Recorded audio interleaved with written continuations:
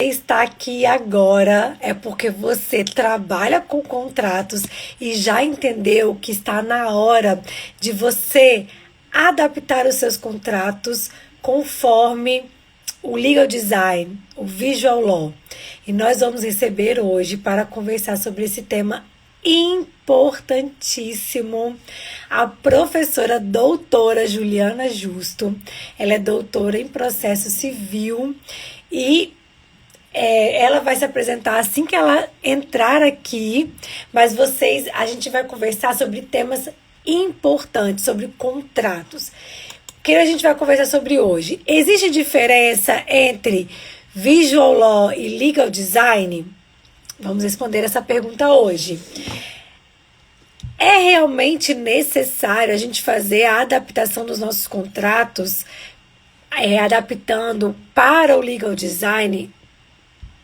Será que realmente a gente tem que mudar a perspectiva de elaboração dos nossos contratos? Vamos também conversar sobre técnicas do legal design no contrato de locação residencial. Vamos colocar na prática esses instrumentos legais do design aplicado aos contratos imobiliários. Quais seriam as vantagens? Quem trabalha com contrato sabe que a gente tem que estar o tempo todo atualizando os contratos, conforme as mudanças na legislação, conforme as mudanças nos entendimentos, né, da jurisprudência dos tribunais superiores. Então, é de suma importância você manter o seu contrato atualizado, seja um contrato de locação, seja um contrato de compra e venda, importantíssimo. Então, uma das formas da gente atualizar é fazer o que nós vamos conversar hoje, que é adaptar o seu contrato conforme as técnicas do legal design. Juliana já enviou a solicitação aqui para entrar ao vivo. E a gente já vai começar esse nosso bate-papo, que vai ser maravilhoso, eu tenho certeza. Olá, boa noite. Tudo bom? Queria agradecer primeiro por você ter aceitado o meu convite. Já comecei a esclarecer aqui para o pessoal sobre o que nós vamos conversar hoje à noite. Vamos conversar sobre: existe diferença entre visual law e legal design? Realmente é necessário a gente realizar uma mudança na perspectiva de elaboração dos contratos? E aí eu estava explicando com quem, né, para quem trabalha com contratos, sabe que é fundamental você estar atualizando o seu contrato, conforme a legislação altera, ou o entendimento dos tribunais. A gente precisa manter os nossos contratos atualizados. E eu acho que hoje esse bate-papo vai trazer insights para várias pessoas que vão assistir aqui hoje sobre formas de você atualizar o seu contrato. Então, eu queria primeiro, doutora Juliana, que você se apresentasse para o nosso, né, pro público, falasse um pouquinho do seu trabalho, e aí a gente já começa a entrar já no primeiro tema da nossa live. Boa noite, doutora Vanessa, professora Vanessa, mas eu vou te chamar de Vanessa, porque a gente Pode foi colega de mestrado, a gente é colega de profissão, então eu acho que a gente pode se chamar, todos podem me chamar de Juliana, eu vou chamar a professora Vanessa de Vanessa. Boa noite a todos. Hoje a gente vai conversar um pouquinho sobre legal design, sobre visual law aplicado no design de contrato. A gente vai abordar especificamente o design de contrato. A Vanessa ela já fez um spoiler aí, né? Ela já colocou um primeiro ponto, que é a gente diferenciar legal design de visual law. Qual que é a grande diferença, Vanessa? E todo mundo que já tem alguma curiosidade sobre Então, isso, né? calma. Antes, fala um Diga. pouquinho de você. Ah, perfeito. Bom, gente, eu sou professora de processo civil da FDV. Na FDV eu dou aula de teoria geral do processo, já dei aula de processo de conhecimento, procedimento comum e também de processos coletivos. Mas o meu interesse envolvendo design, legal design, visual law, começou quando eu comecei a trabalhar no Centro de Inovação e Inteligência Artificial da Corregedoria em 2017. Lá em 2017, como eu comecei a trabalhar no Centro de Inovação, eu acabei tendo alguns colegas que eram da ciência da computação. E eles me falaram sobre alguns temas do direito e da ciência da computação que estavam se conectando, que estavam se interrelacionando. E fiquei interessada, comecei a estudar, comecei a pesquisar, comecei a fazer alguns cursos. Como na época esse centro de inovação ele funcionava dentro da corregedoria, então a gente estava trabalhando ali com a informatização, né, de alguns processos, transformando processos físicos em processos digitais. Eu aproveitei o gancho e fui para os Estados Unidos fazer um curso de compliance, né, que estava dentro, está relacionado também com a área lá da corregedoria que nós trabalhávamos dentro da inovação. E nesse curso de compliance tinha um dia de treinamento que era para desenhar programas de compliance, né? Como customizar, como personalizar programas de compliance a partir do usuário, da necessidade do ser humano. Aí me veio aquele insight, bom, se eu posso desenhar novas soluções de conformidade, né, para fins regulatórios, eu também posso fazer para o processo, a gente também pode fazer para o contrato, e aí o mundo novo se abriu, porque eu vi que o tema, na realidade, era um tema muito amplo e que se aplica para vários aspectos, né? Pode ser contrato, pode ser uma tela de solução de disputas, por exemplo, uma forma de resolução de disputas online, e pode ser também para um programa de compliance. Por isso que a gente acaba falando de design de contrato, porque a gente está especificando mais para o contrato. Sim, mas é um tema, então, que se aplica a vários ramos. Vários ramos, vários ramos. Perfeito, perfeito. Então, vamos. Então, explica para a gente se existe diferença entre Visual Law e Legal Design. Porque a gente escuta esses dois termos, parece que as pessoas utilizam como sinônimos. Eles são sinônimos ou não? Não, eles não são sinônimos. E o legal design ele é bem amplo, porque legal design nada mais é do que design jurídico. Né? Legal design foi uma expressão que foi criada pelo Laboratório de Design Jurídico de Stanford, que chamou de legal design. Quem trabalha com legal design chamou de legal designer. Mas o que é legal design? É você desenhar juridicamente um produto partindo do seu usuário. Isso decorre dessa era da experiência e de quebra de padrão que a gente está vivendo, né? A própria rede social que a gente está aqui, o Instagram, ele tem toda uma tela que é desenhada de forma a atrair e a influenciar quem nos assiste. Então, tudo que tem nessa tela, a forma como os stories funcionam, como o Reels funciona, todas as funcionalidades dessa tela, elas foram pensadas a partir de comportamentos que são humanos, né? A Juliana, por exemplo, ela cai sempre no gatilho da curiosidade. Eu não sei qual é o gatilho que a Vanessa cai, se é o da autoridade, se é o da referência, se é o da curiosidade. Mas essa tela aqui, ela é cheia de gatilhos. E é muito bacana, assim, quando a gente ver, né, as ferramentas com esse olhar, sabendo que tudo é desenhado, tudo é pensado para te atrair e te segurar ali, naquela experiência.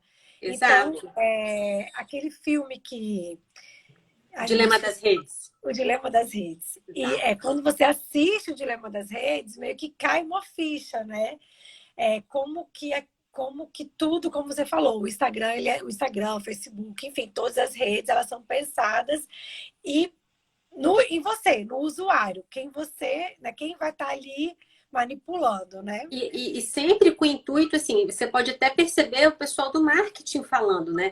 Olha, tudo que você posta na rede tem que ser intencional e tem que ser estratégico. Qual é o valor que você quer passar? Porque toda a tela, todo ponto de contato que você, né, no caso é o fornecedor, né, tem com o seu usuário, que é quem está do outro lado da tela, a tela é o ponto de contato, é a interface. Então, a gente está desenhando essa tela e a gente está partindo de uma pessoa, e aí que está o ponto-chave, né? De uma pessoa que ela é previsivelmente racional. A gente acha que a gente é racional, que a gente toma decisões lentas, ponderadas e reflexivas, que a gente não vai cair no gatilho de curiosidade, que não vai ter aquele arraste aqui que a gente vai segurar e não arrastar. E então a tela, ela pensa, bom, quais são os erros que a Juliana comete? Quais são os vieses que a Juliana tem? Quais são as regras de simplificação que a Juliana tem? Né? Ela vai estudar o usuário. Aí a gente chama isso de empatia. Eu tenho uma implicância com essa palavra, porque empatia parece uma coisa cristã, e não é. Na realidade, no design, não é. Já até eu fiz, nossa, que Empatia lindo! é, Empatia. E não é empatia, gente. empatia é você se colocar no lugar do outro, assim, né? Por A razões experiência do outro. e por razões de generosidade, né? Sim. E no design, não. O design faz parte do modelo de negócio. Então, na realidade, eu não quero me colocar no lugar da Vanessa para sentir como ela, para ter empatia, para me solidarizar. É que a gente criou hoje um modelo de negócios no qual eu vou levantar dados pessoais da Vanessa. Então, na realidade, empatia nada mais é do que fazer captação de dados pessoais. E esses dados pessoais, eles vão informar a construção do meu artefato. Então, é como se eu falasse assim, Vanessa, o que que importa para você num contrato? Artefato, vamos supor, no nosso caso, seria o O contrato. contrato. Porque Perfeito. interface, a gente fala interface no sentido de tela, né? Mas não é só tela, interface é qualquer ponto de contato. Então, se o meu contato com o juiz é a petição inicial, então a petição inicial é o artefato. Se o meu contato com o cliente é o balcão de um atendimento, então aquele ali é o meu artefato. Se o meu contato com o locatário ou locador é o contrato de locação, então o contrato de locação é o artefato. Porque a comunicação, ela vai se dar por meio desse artefato. Então, eu vou desenhar, assim como o Instagram desenhou essa telinha aqui que a gente está conversando. Só que nessa fase de desenhar, que é intencional e estratégico, né, esse artefato, eu vou captar dados seus. Eu vou pegar informações suas. É como se eu quisesse te Se conquistar. conhecer. Exato. E eu quero criar um design que é persuasivo, que vai te influenciar. E quanto mais eu me alinhar mentalmente às suas necessidades, à sua jornada, às tarefas que você tem que cumprir, mais alinhada eu vou estar com você. E quanto mais alinhada eu estiver com você, mais o sistema vai fruir, ele vai funcionar, ele vai navegar. É como se você tivesse um escorrega, né? Vamos colocar assim a grosso modo, né? O meu usuário está ali, ele vai escorregar com alguma dificuldade ou não, ele vai escorregar. Talvez ele ache que não é bacana aquele escorrega, ele vai embora porque a experiência não foi boa para ele. Se eu coloco um sabão ali naquele escorrega, ele vai deslizar muito mais fácil. E se ele fizer isso, o sistema funciona. Porque o que que eu quero? Eu quero que o usuário deslize. Então, se eu facilitei para ele, se eu simplifiquei para ele e ele teve autonomia e navegabilidade, o sistema então funcionou. Por isso que o Então, design é funcionalidade. então, isso aí tudo está dentro do legal design. Tudo do legal design. O legal design ele vai desenhar estratégica e intencionalmente um artefato, que é qualquer coisa. Um contrato, uma tela, uma petição inicial, uma organização, um processo, um fluxo, qualquer coisa. De forma centrada nas necessidades, tarefas, jornadas daquele usuário. Porque você vai ter uma fase prévia em que eu vou captar dados desse usuário e aí eu vou arquitetar a interface a partir centrado nesse usuário. E aí, quando chegar no usuário, esse aqui é o fantástico, né? Quando chega no usuário, o artefato, o usuário tende a falar assim: nossa, uau, que incrível! Como é que vocês acertaram? Como é que vocês conseguiram captar todas as minhas necessidades? Como é que você conseguiu aumentar a performance do meu contrato? Por que que o contrato agora funciona melhor? Por Porque que que a o gente precisa. contrato, por que que o contrato não traz demandas judiciais? Ou por que que o contrato as pessoas Assinam. se sentem pertencidas ali, né? Lendo aquele instrumento. Então, o legal design ele vem para justamente trazer esse sentimento, vamos dizer assim, né? Exato. Daquelas pessoas que estão envolvidas ali naquela situação. A gente tirando um pouco de contrato, indo mais para o lado judicial, vamos dizer assim, a gente pensa como que o advogado, no caso, poderia trabalhar o legal design considerando a multiplicidade de juízes e também de diferentes formas, vamos dizer assim, né? Diferentes tradições. Então, fica um pouco mais complicado, não? Nem tanto, porque os juízes, eles têm heurísticas que são técnicas, né? Então, por exemplo, um juiz, ele tem que cumprir algumas tarefas que se repetem para todos. É claro que existem diferenças que são pessoais, mas todos eles, por exemplo, eles têm que fundamentar a sentença com base no artigo 489 do CPC. Então, se ele for fazer um distinguish, ele tem que diferenciar circunstâncias, ele não pode utilizar argumentos abstratos, sempre circunstâncias concretas. Então, ele tem uma série de deveres e tarefas que ele tem que cumprir. Agora, se você for olhar a petição inicial lá do artigo 319, você vai ver que o advogado ele não tem nenhum daqueles deveres. Então, ele pode simplesmente jogar o argumento e falar assim, juiz, o problema é seu. Quem tem que fundamentar com 489 é você. Você que procura os argumentos e fundamente. Então, quando o advogado não é lido, ele não é lido porque o juiz ele não está lendo a peça do advogado por ler a peça do advogado. Ele está lendo a peça do advogado porque tem uma missão a cumprir, que é fundamentar de acordo com o artigo 489. Então, ele não lê, ele escaneia a peça procurando aquilo o que vai ser útil a ele. Se você já redige a peça, entregando para o juiz aquilo que é útil para ele, ajudando ele a cumprir a tarefa dele, a tendência dele é ser mais persuadido por você. Porque quando você encontra a resposta rápido, você gera uma sensação de confiança e uma sensação intuitiva. É como se você se deixasse navegar. É como se você entrasse no Waze, né? Eu vou confiar nisso aqui, porque está exatamente o que eu preciso para cumprir minha tarefa. É o que eu estou procurando. Então, ele encontrou o que ele está procurando, é como se ele desligasse uma chave que gera uma sobrecarga cognitiva. Ele fala assim, agora eu posso parar de pensar, porque eu estava procurando essa informação e essa informação me foi entregue. Então, e aí quem fala isso é Kahneman, né? A gente acha que a gente é racional, mas 80% das nossas decisões, elas são tomadas de modo intuitivo e de forma rápida. E porque eu quero o menor esforço possível com o maior rendimento. Se eu conseguir a resposta rápido e eu não preciso mais pensar, ótimo, aquela aí é a resposta. Por isso que a gente fala de simplificar. Na realidade, não é simplificar, é entregar aquilo que o outro precisa para ele cumprir a tarefa dele. E aí a gente cai naquela pergunta que eu até coloquei nos stories hoje, né? Porque muita gente fala assim, vou usar o legal design. Aí pega e começa a colocar figurinha dentro da petição, ou dentro do contrato, ou usar, sublinhar, às vezes grifar umas palavras. E aí a gente cai nessa banalização, vamos dizer assim, né? Do uso desse termo de forma equivocada. E é uma grande má compreensão, porque muitas pessoas vão explicar o legal design e vão dizer o seguinte, a legal design, quando você está redigindo uma peça ou um documento escrito, é você colocar elementos visuais. E legal design não é colocar elemento visual. Legal design é você desenhar um artefato para alguém, para cumprir a tarefa de alguém que é aquela pessoa que você quer negociar, quer convencer, quer persuadir. E o que é o visual law, né?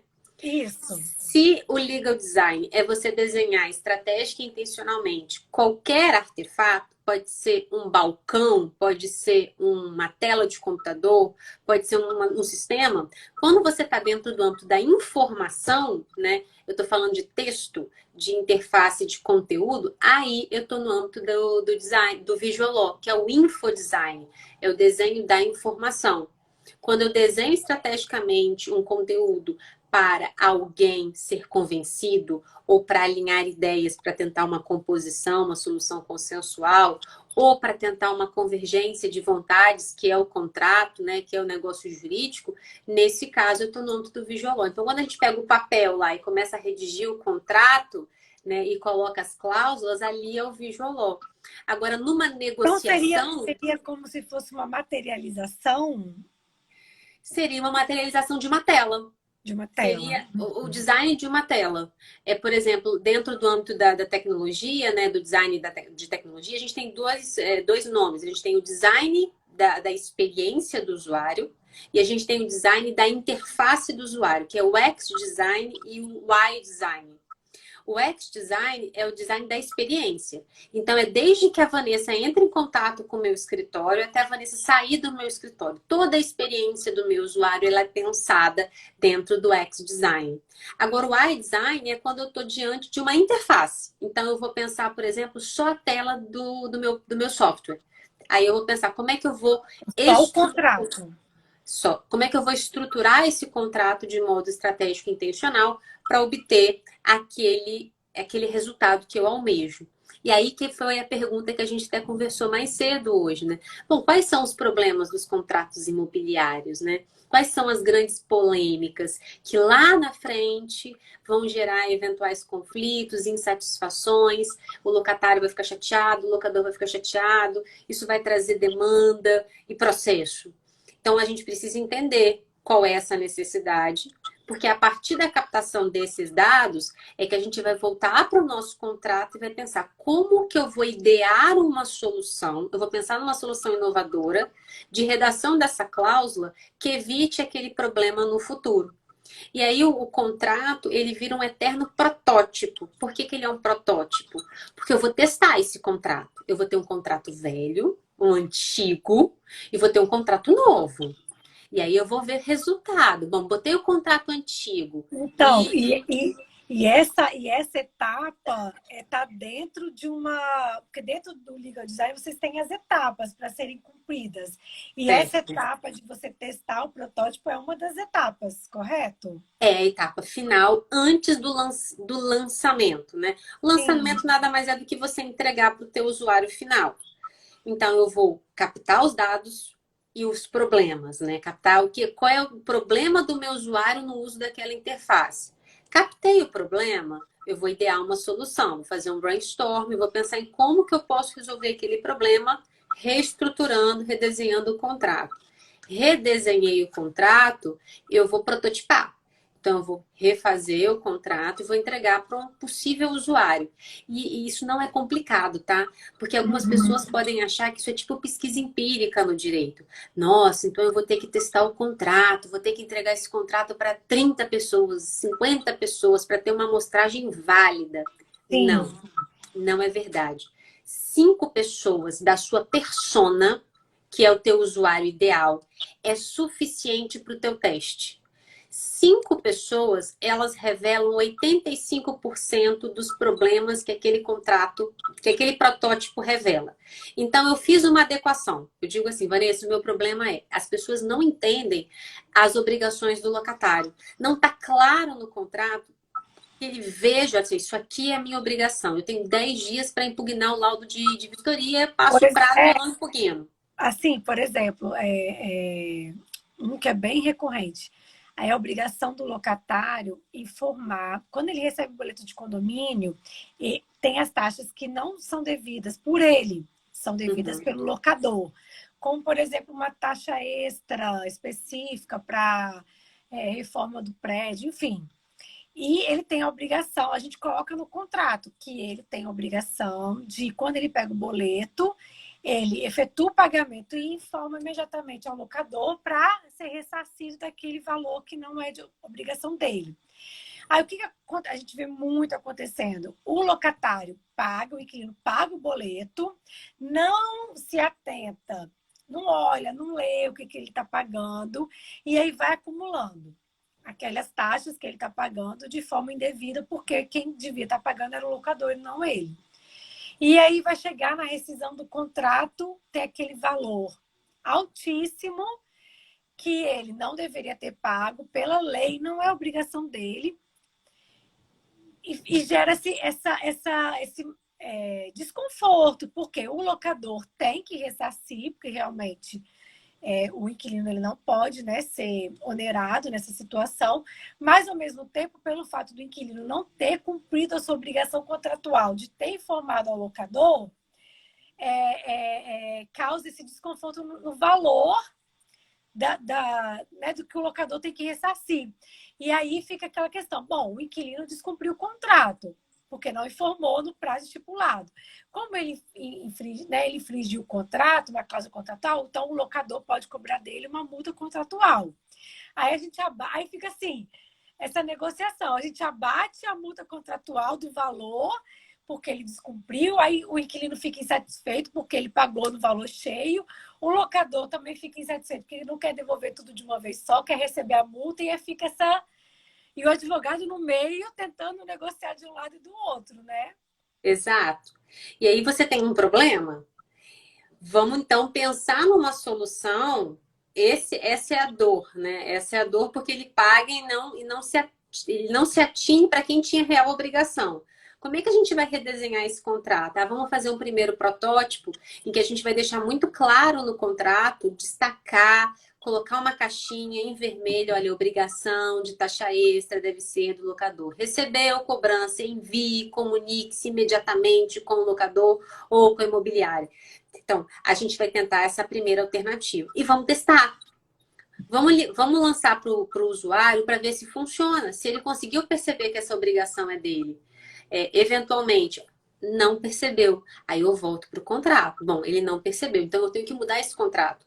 Vamos já colocar, então, já que ele continua esquecendo dessa cláusula, vamos colocar já uma regra de parcelamento, já que esse problema existe. Então, na eventualidade de esse inquilino não se atentar e depois o valor ter que ser ressarcido pelo locador, esse valor vai ser ressarcido de forma parcelada então, em tais possíveis parcelas.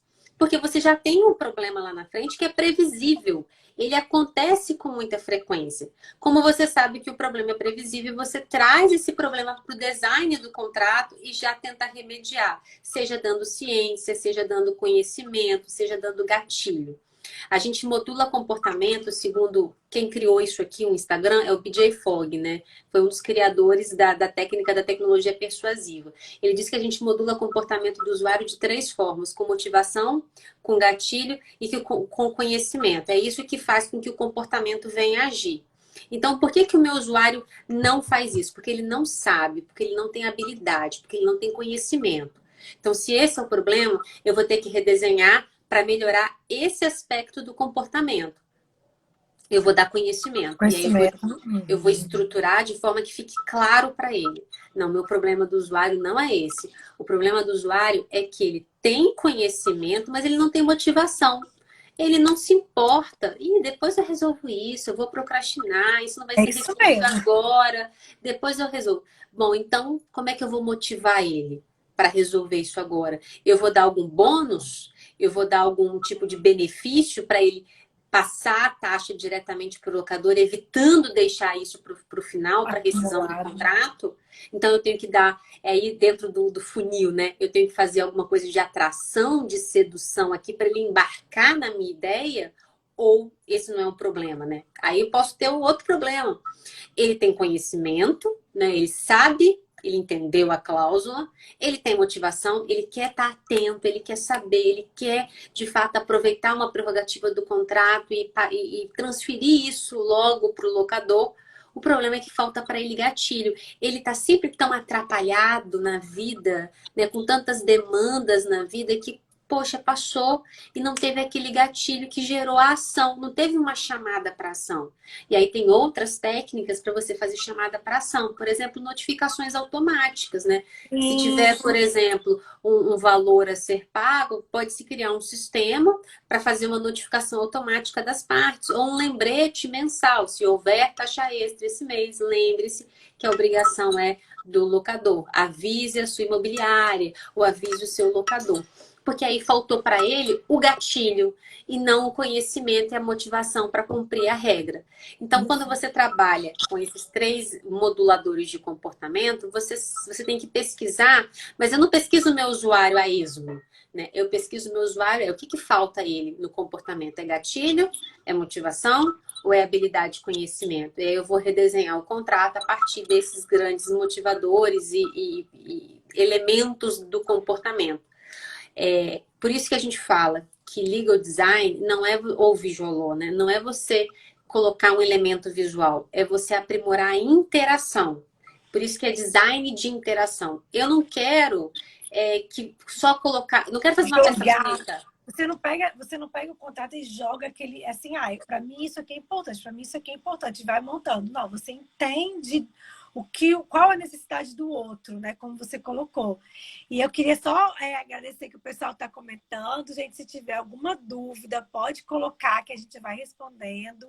Ó, a Aline Uliana falou que ela vê muito esse tipo de debate na área da administração e engenharia.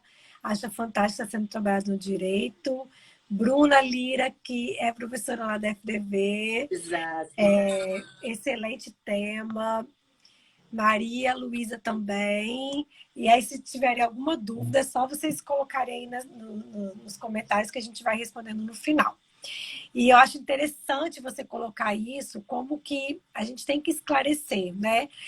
E desmistificar essa ideia de que legal design é você encher sua petição inicial, encher seu contrato de figurinhas e a gente compreender como que isso deve ser trabalhado. De você, quando você, né, por exemplo, no meu caso, eu presto assessoria a uma imobiliária, eu tô lá toda semana. A gente tem uma reunião marcada, agendada toda semana, estou lá presencial. E lá, eu como advogada, eu soluciono as demandas ali daquela semana. A gente, na verdade, tem contato praticamente diário, mas nesse momento presencial é um momento que a gente tem aquele contato mais próximo, né? Esse contato presencial faz toda a diferença. E ali eu escuto as demandas. E eu percebo muitos tópicos que eu tenho que aprimorar nos contratos. E os contratos que a gente trabalha, eles estão em constante movimento, vamos dizer assim. Porque o contrato ele está o tempo todo se adequando à realidade dos acontecimentos que estão, né, nos negócios jurídicos que estão acontecendo ali naquele ambiente. Então, eu acho que, como você, né, tratou, você colocar, sentir qual é a dor do seu usuário que você pretende solucionar, você trazer o conhecimento para ele, aí você ir verificando se aquilo ali deu certo, não deu, que volta para o contrato. Acho que a gente não tem que ter esse receio, né, de voltar para o contrato, de alterar e estar sempre o tempo inteiro melhorando a experiência, Perfeito. não é isso? Porque o contrato, na realidade, nada mais é do que uma interação. É um ponto de contato que você tem entre o negócio e o seu usuário.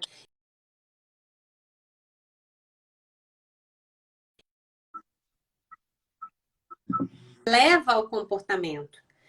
Por isso, a gente vai sempre pensar o contrato como interface que gera interação. Eu quero influenciar o outro, eu quero persuadir o outro. E isso enche os olhos do empresário, né, do dono do negócio, pela seguinte razão. Ele vai ver os resultados quando você fizer o teste do contrato. O que eu quero dizer com o teste do contrato? Você tem um contrato antigo. E esse contrato antigo ele foi aplicado a um determinado número de locatários. Então, vamos imaginar, eu tenho um grupo de controle, que é a minha persona, que é sempre pessoas com características que se reproduzem, né? Que orientam a tomada de decisão. E nessas pessoas, nesses usuários, eu tive ali uma taxa de litígio daqueles contratos, ou uma taxa de problema, de dúvida, que envolve, sei lá, 30% dos meus usuários. Então, naquele contrato que foi entregue a 50 locações, daquelas 50 locações eu tive 30% de problemas envolvendo determinadas cláusulas do contrato. O que eu vou fazer? Eu vou alterar esse contrato e vou entregar para um outro grupo, que é chamado teste AD, né? Um outro grupo, mais 50 locações, que não é o mesmo grupo anterior, mais 50. E aí eu vou ver como é que esse contrato performou, esse contrato redesenhado. Depois que eu redesenhei o contrato, tentando ajustar para esse problema, houve uma diminuição de 20%. Então, eu continuo tendo uma taxa, né, de incompreensão, de conflito, mas a taxa diminuiu. E aí o empresário, ele vê resultado. Porque ele fala assim, bom, esse contrato melhorou a performance do meu negócio. E isso é medido. O design, ele pode parecer muitas vezes caro, porque você vai ter que fazer melhorias, você vai ter que gastar mais tempo. E tempo é dinheiro, né? Tempo é custo. Você vai gastar mais tempo naquele contrato, mas em compensação você está aumentando a performance do negócio, que é métrica. Então você consegue medir em que grau houve uma melhor performance daquele negócio. e com a seguinte característica: esse contrato performou melhor? Performou, mas ele é sempre um protótipo, porque depois eu vou descobrir um outro problema, eu vou adequar de novo, eu vou redesenhar para tentar diminuir de novo e aumentar a performance do negócio. É sempre uma quebra de padrão, de paradigma. É o que acontece aqui com a rede social, com o iPhone, né? Todo ano é lançado um diferente, a gente está sempre Não, sendo impactado. todo ano os aplicativos, não é todo ano não, né? O tempo inteiro os aplicativos estão sendo reformulados para se adequar às demandas também. Então, eu acho que a gente ainda tem muitos empresários que pensam assim, eu fiz o contrato há sei lá quantos anos atrás e tá bom, funciona, todo mundo assina e bota para frente. Então, eu acho que hoje, a gente começa a perceber alguns empresários que têm esse olhar que você acabou de relatar, um olhar de que o contrato ele precisa se adequar, o contrato ele precisa trabalhar em prol do negócio, vamos dizer assim.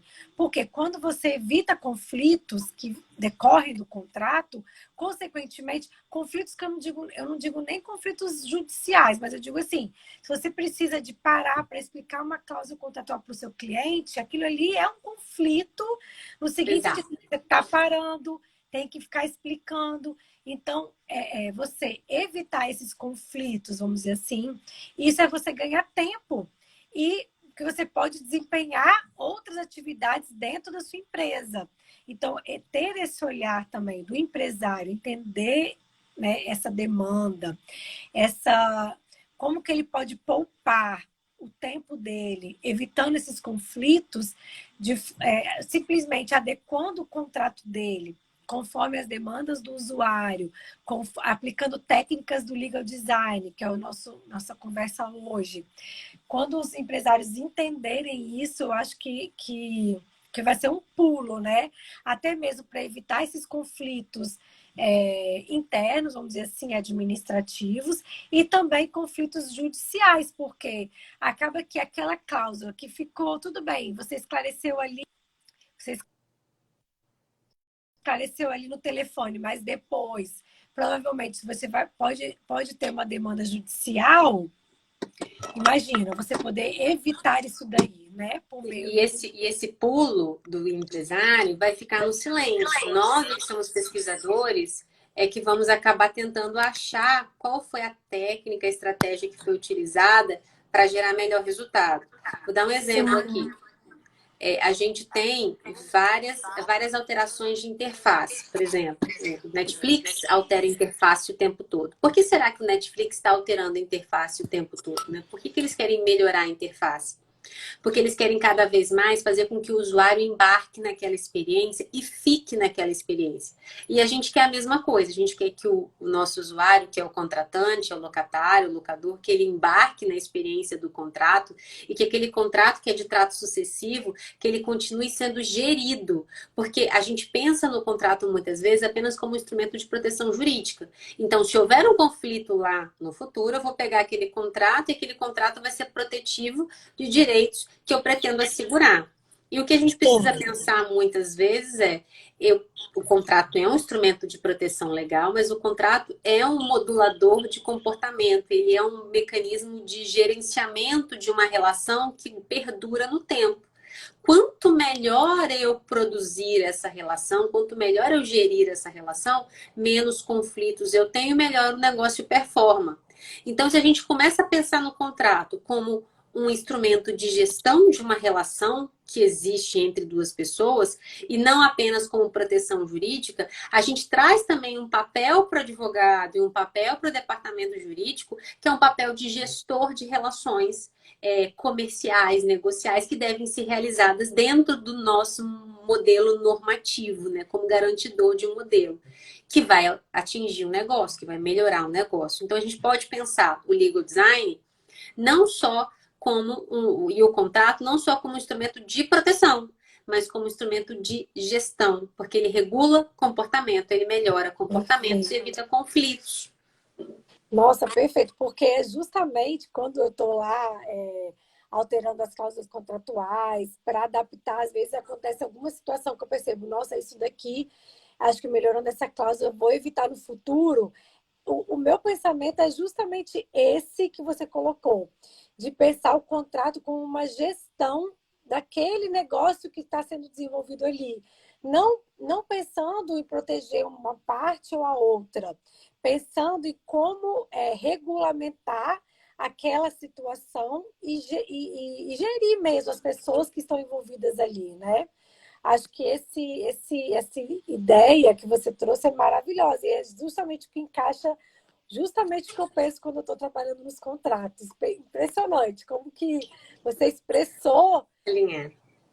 você expressou justamente as minhas ideias, né, quando eu estou ali trabalhando. E eu acho que a gente podia esse já é, né, mais ou menos o nosso segundo tópico, essa questão. Será que é realmente necessária a mudança de perspectiva na elaboração dos contratos?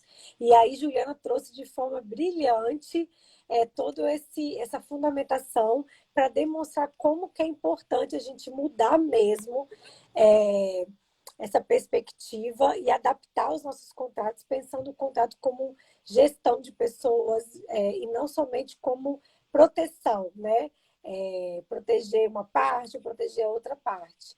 E eu acho que o advogado, né, tendo esse entendimento, a gente vai conseguir trazer para os nossos clientes, para as partes envolvidas, uma prestação de serviço de muita qualidade.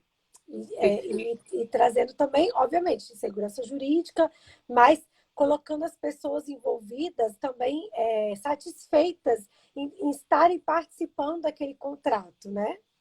Eu fiz uma live há um tempo atrás com o Edu Agni, que ele é designer de experiência, né? A gente fez cursos semelhantes, mas no caso ele aplica para a indústria e eu aplico para o direito. E aí ele estava dando o exemplo da indústria dele e eu comecei a pensar, pô, Edu, vamos pensar aqui no exemplo para a advocacia. Imagina que você é um advogado que atende muito, um advogado de família que você atende muitas mulheres divorciadas com filhos pequenos que estão disputando guarda ou alimentos e essas mulheres têm muita dificuldade, talvez, em ter uma reunião porque ela está com criança e ela se sente muitas vezes constrangida em fazer uma videoconferência porque a casa está bagunçada, porque a criança está gritando, está brincando, que é normal.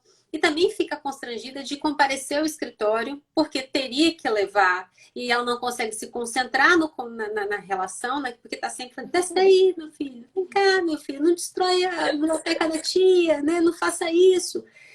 E aí, como esse advogado ele consegue perceber que ele tem um nicho muito específico, talvez seja o caso dele repensar o atendimento e a experiência desse usuário. Então, a gente tá falando agora de desenhar a experiência do usuário dentro da prestação do serviço da advocacia, né, que foi o exemplo que a gente colocou nessa live. Como é que eu posso redesenhar minha prestação de serviço para atender esse nicho? Será que eu preciso de uma biblioteca porque a gente gosta de colocar livre, fazer um ambiente formal? Ou será que não era melhor eu ter uma sala vazia com um monte de brinquedo no chão, uma televisão passando galinha pintadinha, tudo de vidro e a mãe numa salinha ao lado, tendo uma Olhando. reunião, olhando e a criança brincando e assistindo televisão? Será que não é melhor mudar o espaço e criar um espaço com uma brinquedoteca para receber esse tipo de cliente? Aí o cliente vai falar, nossa, eu tenho uma advogada de família que ela é especializada, o nicho dela é esse, ele consegue te atender, se você quiser levar a criança, você pode, porque tem uma salinha para a criança ficar brincando. E as mães vão começar a espalhar a notícia de que existe uma advogada de família que tem um atendimento diferenciado. E se isso for de fato o seu nicho, é um diferencial que você vai trazer na experiência do usuário. Então, o problema do meu usuário na prestação do serviço da advocacia era ele não consegue comparecer para a reunião e não consegue prestar atenção na reunião. Eu vou resolver assim. E o contrato imobiliário, qual que é o problema dele? A gente descobre esse problema, volta e faz a nova arquitetura daquele contrato. E se a gente começar a colocar negócio jurídico, ia bombar no grupo das mães. Isso mesmo. Ia melhorar o serviço para várias mães. Porque a gente escolhe restaurante assim, né? Talvez a gente escolha advogado assim também daqui a Com um tempo. certeza. A gente pode pensar em negócio jurídico processual. Tem lá ação de despejo. né? Então, teve até uma aluna que defendeu isso na pós de processo da FDV. Olha, eu quero melhorar os contratos imobiliários porque muitos dos meus clientes, eles são pessoas que vivem do aluguel, né? Eles dependem do valor do aluguel para sua subsistência. Então, ele só consegue o despejo no prazo de 15 dias, sem audiência da parte contrária, se ele fizer um depósito de 3 meses de aluguel como caução. Ora, se ele depende do valor do aluguel para viver, obviamente ele não tem condições de caucionar em 3 meses de aluguel. Ele já está sofrendo um prejuízo por causa do inadimplemento. Será que a gente não E pode aí a gente, redesenhar? isso, e aí a gente entra naquela situação assim, se não tem dinheiro para fazer calção, aí fica ali à mercê, esperando ter uma decisão, não pode utilizar, né, do pedido liminar. E essa solução foi uma aluna, né, sua, Foi. que pensou na pós-graduação, ela traz uma.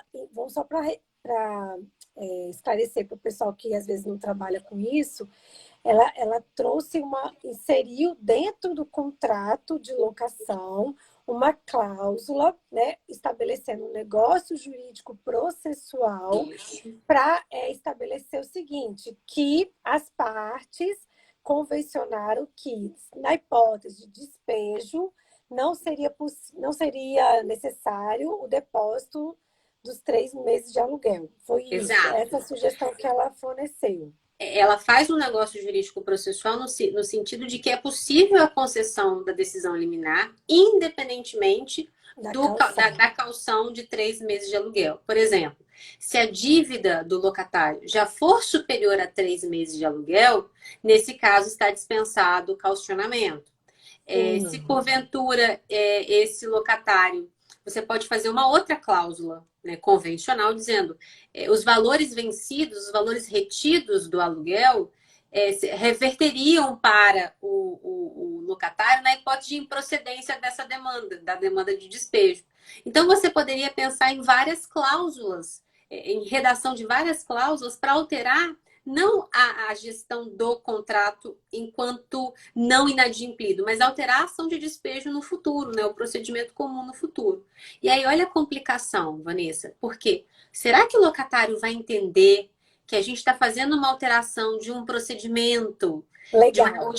que nem existe, que é futuro, na Não, hipótese e de um de procedimento que está previsto, assim, de um procedimento previsto na lei de locação, né? Assim, dele entender que se no futuro acontecer um ajuizamento de uma ação de despejo, né, para retirá-lo do imóvel, que o proprietário não vai ter que fazer essa calção dos 3 meses de aluguéis conforme determina a lei.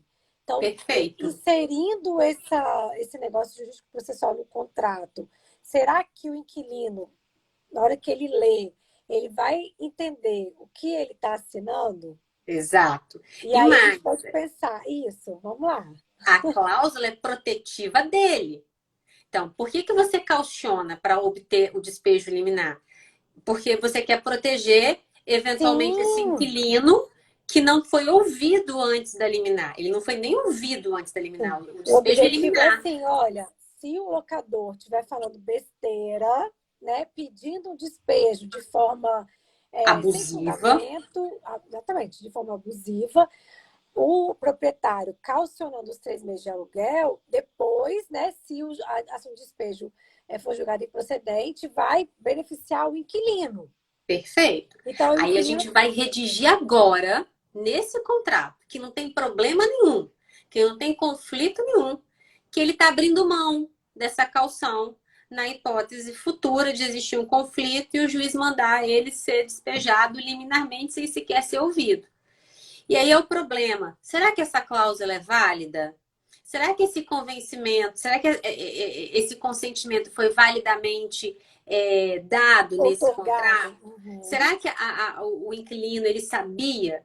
E aí a gente pode repensar como que eu vou redesenhar esse contrato? Como é que eu vou desenhar essa cláusula para ter certeza de que esse consentimento que está sendo dado pelo inquilino, ele é um consentimento livre e informado, né? Ele está ciente de que ele está abrindo mão Porque se ele não abrir mão, talvez o locador não tenha interesse em negociar por aquele preço, o risco sobe, o risco do negócio aumenta, e ele talvez aumente o valor do aluguel. Então, a gente tem que colocar isso, olha, deixar claro que existem riscos e que ele está assumindo o risco, e por isso o valor do aluguel tem esse cálculo. Ah, eu Sim. também tenho que ter certeza que ele está ciente de que ele está assinando e que essa cláusula é uma cláusula diferenciada. Aí a gente pode pensar em dividir esse contrato, em colocar essa cláusula apartada, sozinha numa folha. Então, eu deixo uma folha em branco, só deixo essa cláusula. E eu peço para o inquilino ele assinar especificamente essa cláusula, que é a única cláusula daquela folha. Isso é muito comum Então, no existem Google. mecanismos que você pode utilizar para dar uma ciência específica de uma cláusula que você está alterando no contrato, para que no futuro aquela pessoa que assinou não suscite uma nulidade contratual, dizendo que ele não foi informado, ou que, né, enfim, que às vezes a outra parte estava assistindo de advogado e ele não, e aí suscitar uma nulidade em um processo judicial, correto? Correto. É o mesmo princípio, por exemplo, que a gente tem no Google, né? No Google a gente só tem aquela barra de pesquisa e o branding do Google. Por que que o Google ele tem muito espaço em branco? Porque ele quer destacar exatamente a única informação mais relevante que é a barra de pesquisa dele. Então, o espaço, né, no redesenho do contrato que a gente pode fazer, a gente pode colocar todo o espaço em branco e deixar uma única cláusula. Olha, isso aqui é um negócio jurídico processual no qual há alterações de um procedimento que ainda vai existir eventualmente no futuro, que é um procedimento comum. E nesta cláusula você abre, você renuncia o direito à caução do artigo 59 da Lei de Locações e deixa explicado, né, o procedimento como ele era e o procedimento como ele vai ser após a alteração. Quer dizer, está muito claro o que ele está abrindo mão. Talvez fique até claro até demais, né? E ele vai assinar especificamente essa cláusula. Então, é uma técnica interessante para você ter certeza de que o consentimento dele é informado. Se porventura a gente já aventar que essa cláusula vai gerar problema no futuro, que é possível Sim, que de fato gere. sim, com Então, certeza. o nosso problema e o nosso usuário é o guia das nossas soluções, porque ele é o centro, né? É o problema dele e as características dele são o centro da constituição e da arquitetura daquele contrato. Então, e é muito bacana você falar também essa frase, né, do usuário ser o centro, porque a gente também percebe uma atividade do advogado, às vezes, muito afastada, né, do cliente. Então, tem, né, fechei o contrato para prestação de serviço advocatício para fazer o contrato tal. Aí o advogado senta na frente do computador, não escuta o cliente, não escuta as demandas, não escuta o que foi tratado naquela negociação e simplesmente redige o contrato. E nós estamos conversando justamente o oposto. Como que é importante o advogado ele ter esse contato presente, né? E ter esse contato direto com o cliente, escutar o que o cliente ele idealizou, né, daquele contrato, o que o cliente espera daquele contrato, e redigir aquelas cláusulas para, como a gente falou lá no início, né, para fazer uma gestão daquele negócio, daquelas pessoas ali envolvidas. Então, essa mudança também de perspectiva do advogado ao lidar com o contrato é fundamental, é de muita importância. A gente ter essa percepção de como a gente precisa ter esse contato. E não somente redigir o contrato conforme o Código Civil, conforme a lei de locação e dar por encerrado, né? Acho que isso é importante também a gente ressaltar. E Essa é uma mudança. tendência, né? Porque hoje você não pega mais um táxi, né? Hoje você pega um Uber. E esse Uber, ele mapeou a sua jornada de usuário. Então, ele sabe que você não gosta de áudio, ele sabe que você gosta de digitar, ele sabe que você não gosta de ficar ligando para rádio. você gosta de radiotáxi, você gosta de entrar no aplicativo, já marcar o seu endereço, ver no mapinha para onde você vai, acompanhar todo a sua jornada, Trajeto. seu trajeto, compartilhar o seu contato com uma pessoa de segurança para se eventualmente acontecer alguma coisa. Então, o aplicativo do Uber ele tem uma série de facilidades. Por quê? Porque ele mapeou todos os pontos da jornada do seu usuário, né? O que é melhor para o usuário? Qual é a dor do usuário?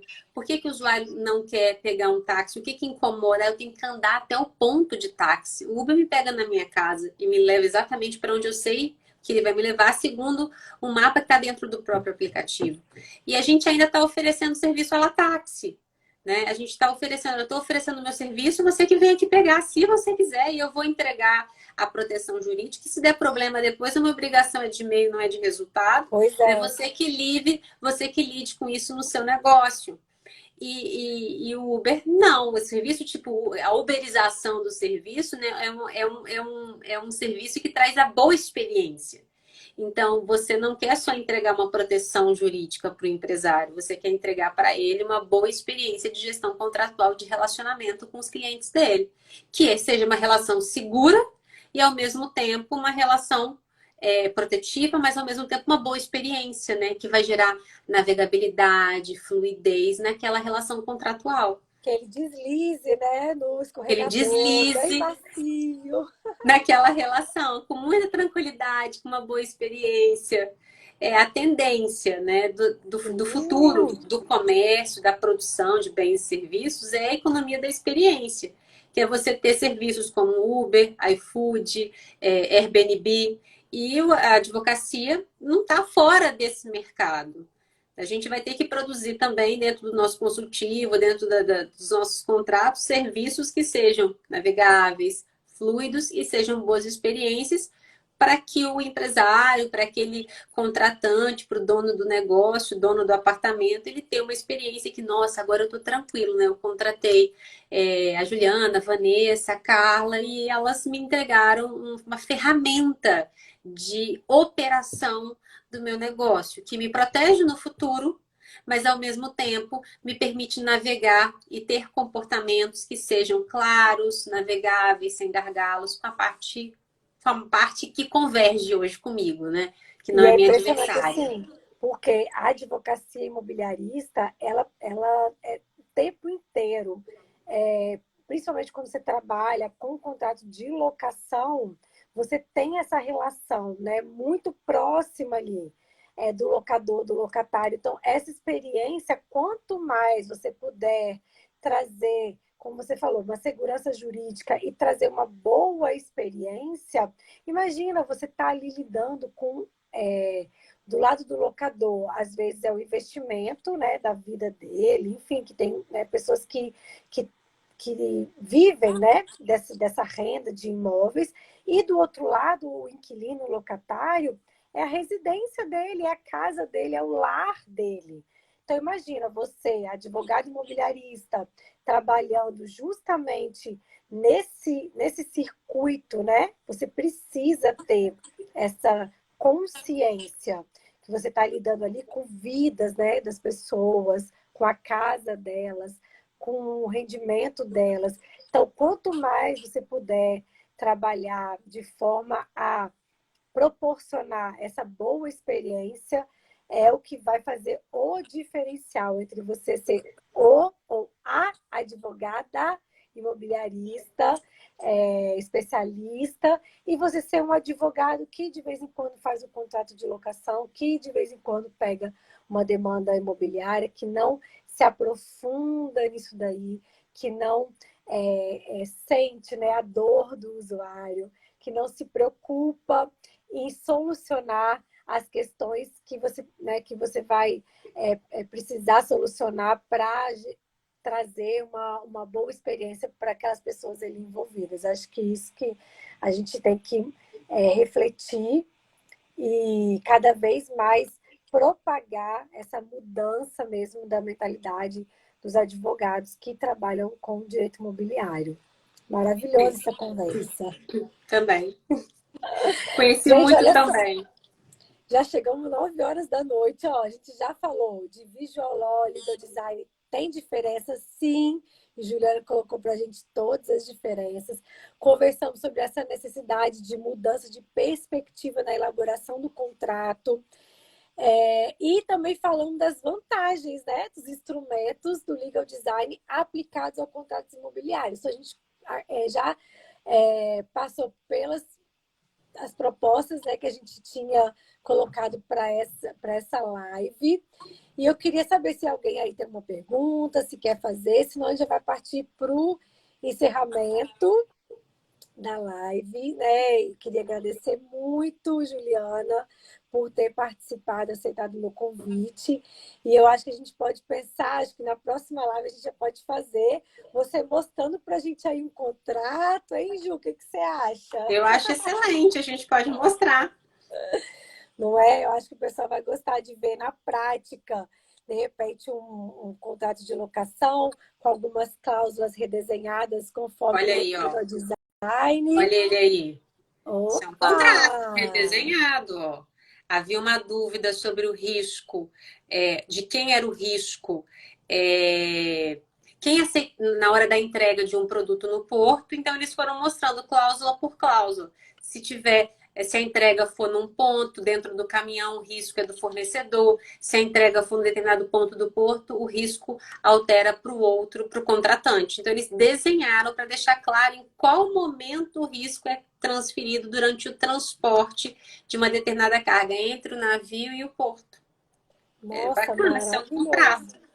É Então, e o possível. próximo vai ser um contrato de locação aí que a gente vai mostrar para o pessoal, hein? O que você acha? Eu acho excelente. A gente já pode pensar no contrato de locação. Não é? Porque acho muito bacana assim, a gente mostrar na prática e de repente a gente receber sugestões de vocês, de cláusulas que vocês sentem que na prática precisam de ter um olhar diferenciado. Acho que vocês podem contribuir para a gente, né? Informando isso.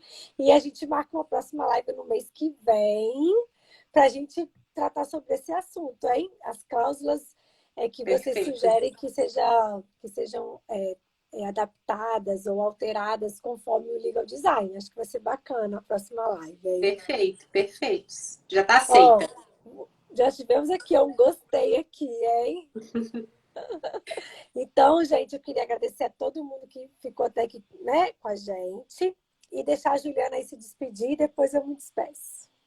Eu agradeço o convite da professora Vanessa, agradeço a presença de todos, os comentários de todos, especialmente a Bruna, minha colega que passou por aqui, a Maria Luísa, e agradeço uma boa noite para todos e já passo a palavra para minha colega Vanessa. Queria agradecer muito, professora doutora Juliana, por ter aceitado o meu convite e também aceitado já a próxima live, que eu tenho certeza que vai ser maravilhosa, como esta foi.